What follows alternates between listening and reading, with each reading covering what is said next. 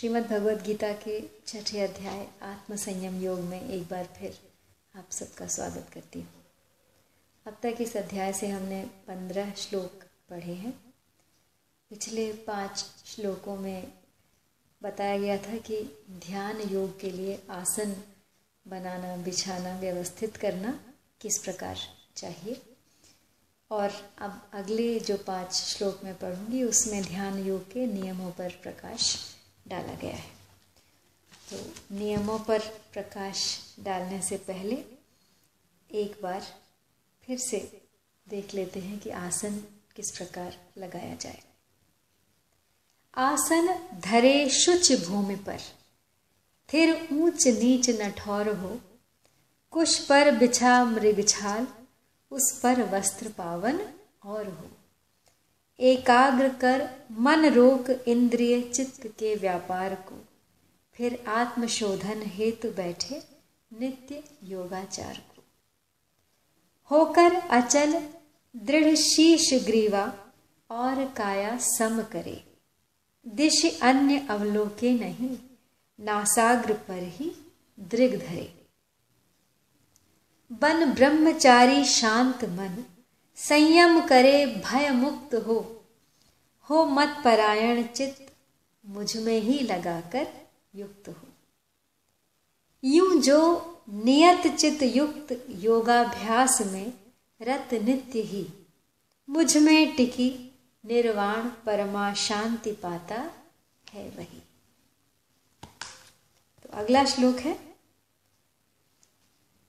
नाति अश्नतस्तु योगो अस्ति, न च एकांत मनश्नतः, न चाति स्वप्नशीलस्य जाग्रतो नैव चार्जुन। यानी हे अर्जुन, यह योग ना तो अधिक खाने वाले का और ना बिल्कुल ना खाने वाले का, तथा न अधिक सोने वाले का और न बिल्कुल न सोने वाले का ही सिद्ध होता है। तो कहने का तात्पर्य है कि अधिक खाने वाला व्यक्ति योगी नहीं हो सकता, क्योंकि उसका अधिक खाने से भारीपन रहेगा शरीर में। अधिक खाएगा तो अधिक पानी पिएगा, पेट भारी रहेगा और शरीर में आलस्य छा जाएगा। बार बार उसका ध्यान वहीं जाएगा, तो साधन भजन जप आदि में उसका मन कैसे लगेगा।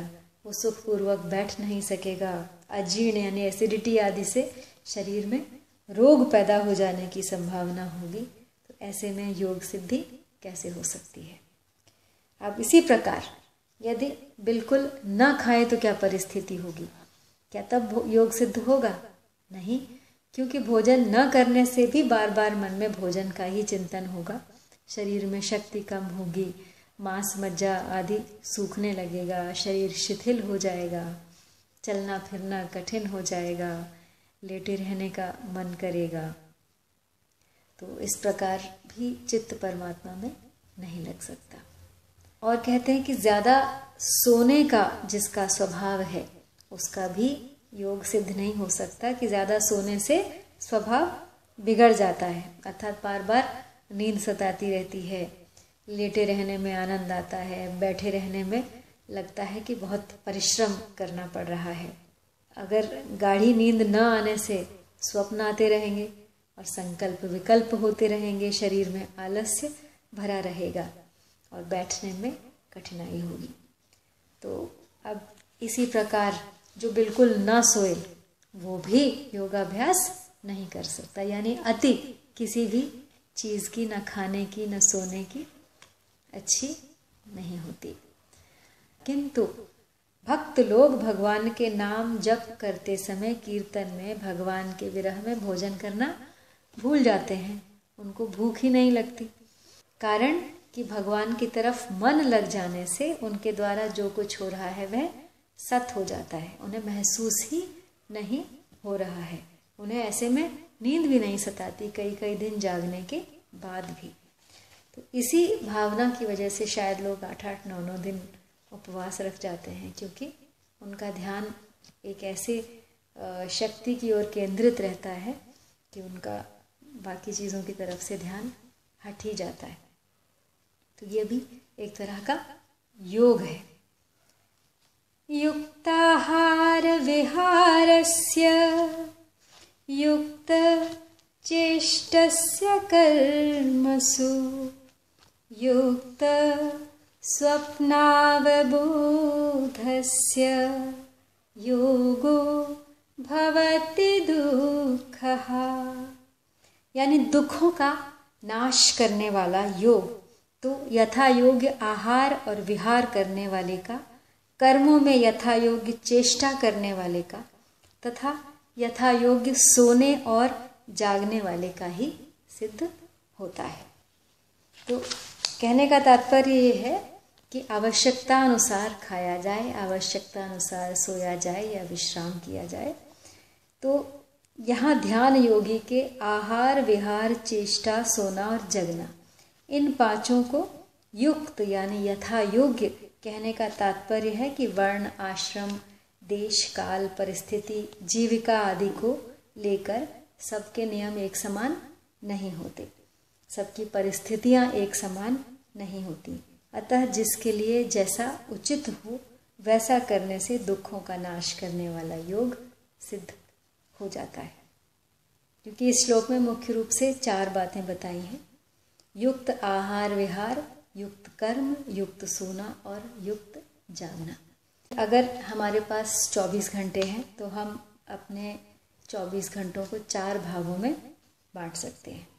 यानी आहार विहार अर्थात भोजन करना, घूमना फिरना, शारीरिक आवश्यकता के लिए कार्य करना, उस सब के लिए 6 घंटे।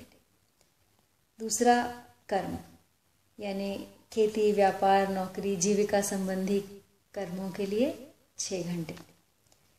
तीसरा सोना, सोने के लिए 6 घंटे। और चौथा जागना और जाग के भगवत प्राप्ति के लिए जप ध्यान साधन भजन कथा कीर्तन आदि करना, उसके लिए 6 घंटे। तो अब इन बातों के भी और 2 विभाग हैं। यानी एक विभाग उपार्जन का है और दूसरा विभाग व्यय का। यानी जब आप जीविका कमाएंगे तो फिर आप खर्च भी करेंगे।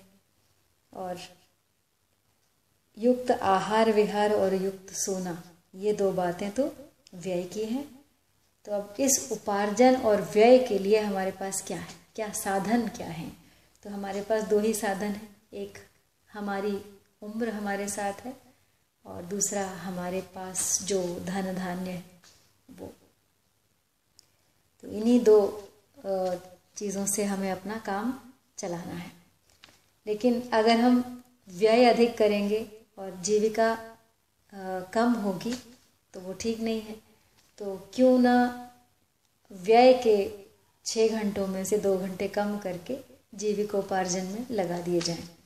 तो इसलिए 8 घंटे जीविकोपार्जन में लगाए जाएं और व्यय करने में 4, तो जीवन सफल रहेगा।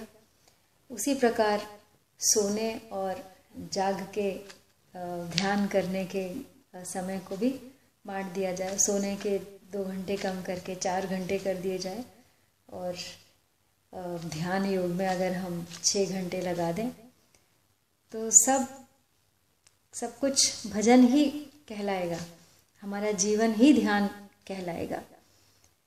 इस प्रकार काम धंधे में भी भजन करते हुए लग रहे हैं, सोते हुए आप भजन करते हुए सो रहे हैं और उठ के फिर अपने काम में लग जाते हैं, तो आपका पूरा जीवन ही ध्यान योग से परिपूर्ण हो जाएगा। अगला श्लोक है, यदा विनियतं चित्तमात्मनि एव अवतिष्ठते निःस्पृह सर्वकामेभ्यो युक्त इत्युच्यते तदा। इस ध्यान को हम साधारण भाषा में या अंग्रेजी में कहा जाए तो मेडिटेशन कहेंगे। तो पिछली बार अभी जो मैंने बात कही उससे मेरा तात्पर्य यह है कि हमारा जीवन कुछ इस तरह का हो कि जैसे हमारी दिनचर्या अपने आप में मेडिटेशन का ही एक दूसरा रूप हो। जिसमें हमारा चित्त शांत हो, सब काम होते रहे बहुत ही बैलेंस्ड तरीके से। तो अब कहते हैं कि विनियतम यानी वश में किया हुआ चित्त जिस काल में अपने स्वरूप में ही स्थिर हो जाता है और स्वयं संपूर्ण पदार्थों से निस्पृह हो जाता है, उस काल में वह योगी है, ऐसा कहा जाता है।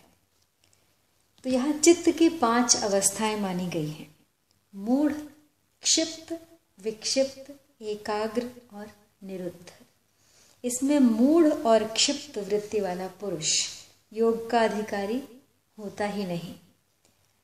चित्त कभी स्वरूप में लगता है और कभी नहीं लगता। तो ऐसा विक्षिप्त वृत्ति वाला पुरुष योग का अधिकारी होता है। जब चित्त वृत्ति एकाग्र हो जाती है तब सविकल्प समाधि होती है।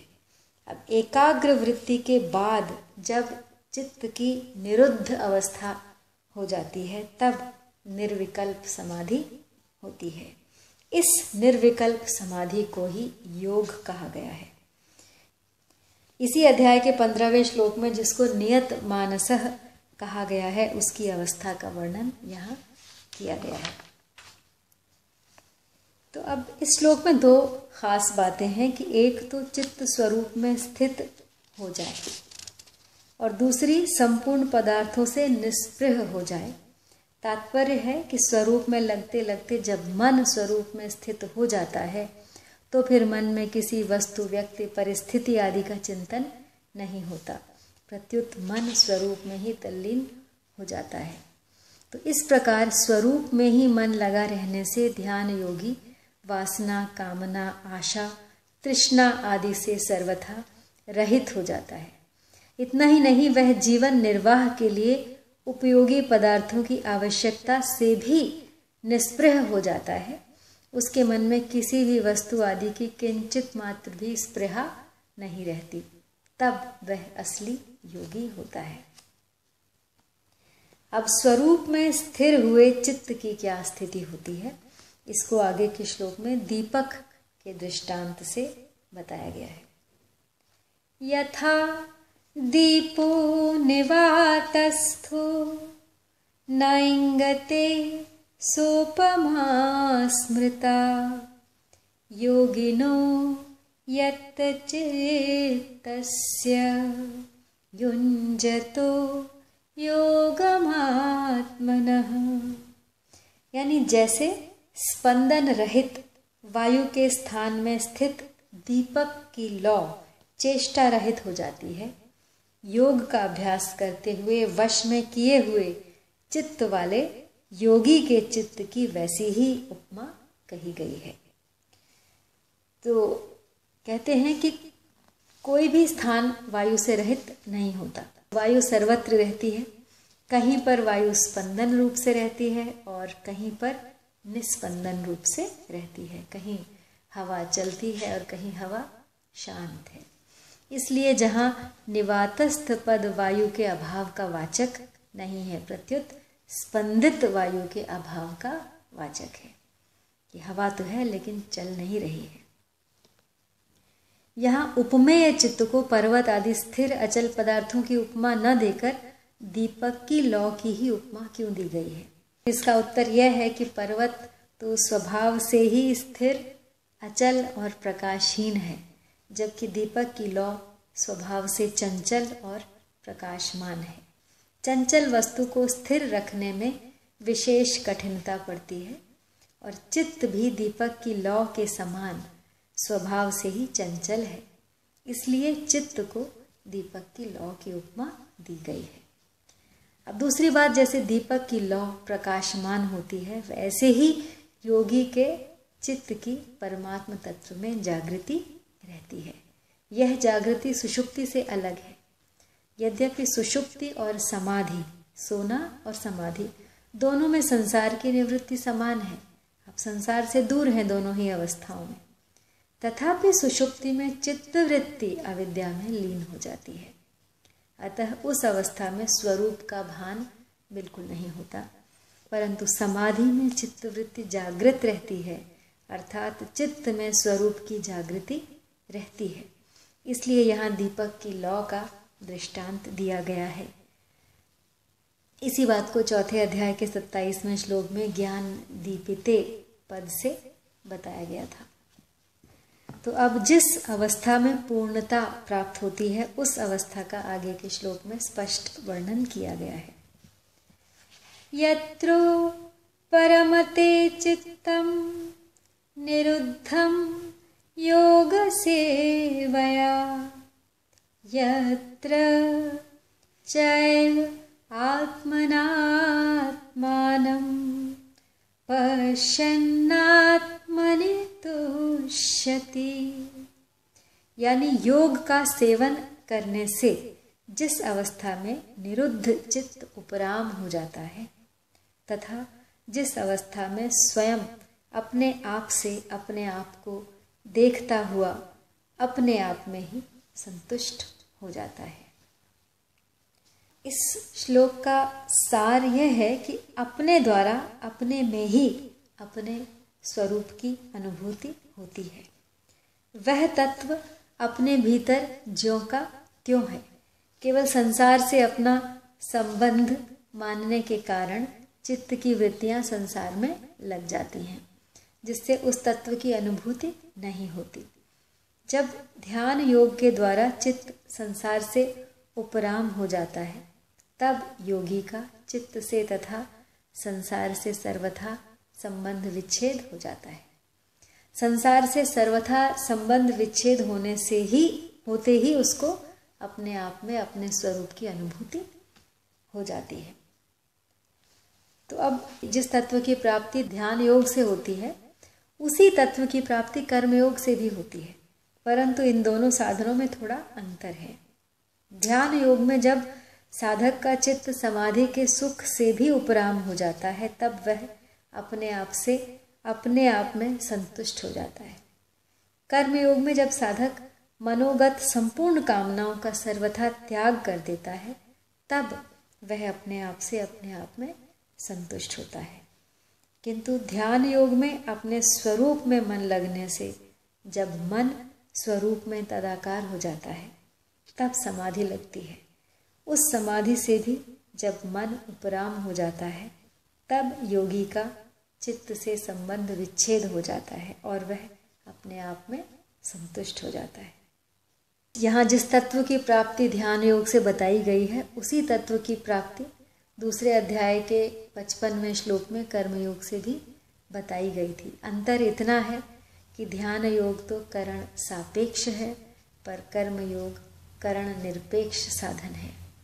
करण सापेक्ष साधन में जड़ता से संबंध विच्छेद देर से होता है और इसमें योग भ्रष्ट होने की संभावना रहती है। तो आज यहीं तक, इससे आगे कल। तब तक के लिए आपसे विदा चाहती हूँ। जय श्री कृष्ण।